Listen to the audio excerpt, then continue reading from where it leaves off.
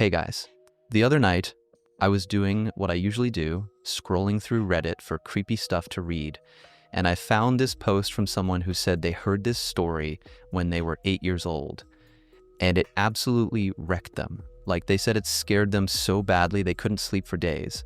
Naturally, I had to read it, and honestly, it got me. So I figured, alright, if it freaked me out, I might as well bring it to you guys. I'm gonna tell the same story they were told, just with a little more detail so you can really feel it. If you love these types of stories, please hit like and subscribe for more. I'll try and get new ones up every week. In a small town on the edge of a forested valley, there lived a man who had spent most of his adult life working odd jobs and keeping to himself. He lived in a small house that sat alone on a hill. Not far from the main road, but far enough that the nights tended to be quiet. He was not particularly social, and outside of a few casual conversations with people from town, he mostly kept to his routines. His dog was the one constant in his life, a calm and loyal animal that had been with him for years and rarely left his side. The dog had become such a part of his daily rhythm that the man often said the house would feel empty without it. If he woke up in the middle of the night, the first thing he usually felt was the soft weight of the dog sleeping near the foot of his bed. One night, sometime after midnight, the man woke up to the sound of dripping. At first, he assumed it was nothing unusual, possibly a faucet he had forgotten to turn off, or a pipe that had begun to leak. These were the kinds of small issues he had run into before, and usually they fixed themselves by morning. But this dripping sound continued at the exact same pace, sharp and steady. He listened for a while, hoping he could figure out where it was coming from without getting out of bed.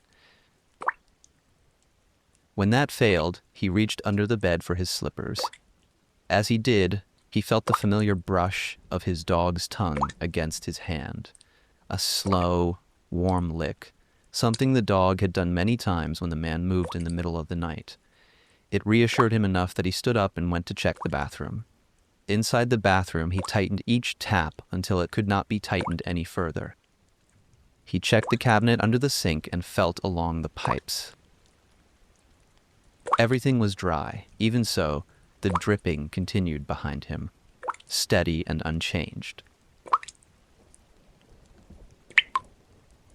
He made his way through the house, checking the kitchen sink, the laundry room, and the small utility space near the back door. He pressed his ear against the walls and listened for any sound of water movement inside them, but nothing seemed out of place. What he found unusual was how still the house felt. Normally his dog padded along after him, the nails clicking lightly against the floor. But on this particular night, the house stayed silent, except for the dripping. After checking everything he could think of, the man returned to the bedroom, hoping the sound would fade if he ignored it long enough. But it did not fade. In fact, it seemed to take on a deeper tone, as if each drop was landing on something soft instead of metal or tile. The sound drew his attention toward the closet. He paused, trying to understand why it seemed louder near that part of the room. He called for his dog, expecting the usual thump of movement or a soft whine, but no sound came back. He walked to the closet and placed his hand on the handle. His hand shook slightly. He pulled the door open. Inside the closet, he saw a dark shape hanging from the rod, slumped forward in a way that reminded him of an old winter coat he rarely used. The closet light was dim, and at first he assumed that was what he was looking at. He stepped a little closer, watching as a drop of something fell from the bottom of the shape and struck the floor. He took another step forward, and the hallway light shifted enough to catch on part of the shape. That was when he saw the fur, and almost instantly he realized what he was actually looking at. Hanging from a thin wire looped over the rod was his dog. The wire cut deep into the neck, and the body swayed slightly from where the man had opened the door. A small pool of blood had formed on the closet floor. For a moment, the man could not breathe. The shock of the discovery held him in place. But what unsettled him even more was the memory of what he had felt earlier. The lick under the bed. The warmth of it. The comfort he had taken from it without thinking twice. He stumbled back, and as he did, his eyes caught something in the mirror behind the body. Just a quick glance, smeared letters drawn in thick, uneven strokes as though someone had written them slowly, taking their time. The lines curled slightly at the ends, and the message read, "Humans can lick too." And that's where this one ends. And I think what makes it linger is how ordinary everything felt right up until the truth came out.